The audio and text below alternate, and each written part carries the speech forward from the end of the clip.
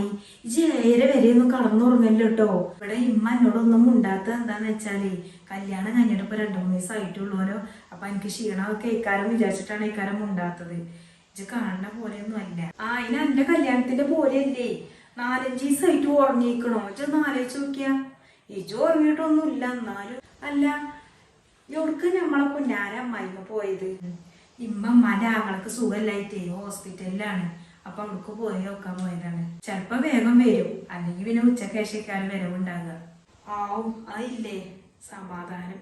കുറച്ചേരം കൂടെ ഒക്കെ ഇരിക്കാനും കാര്യം ചെയ്യും. പോയിങ്ങാണ്ട് മുറ്റടിച്ചൊരിക്ക.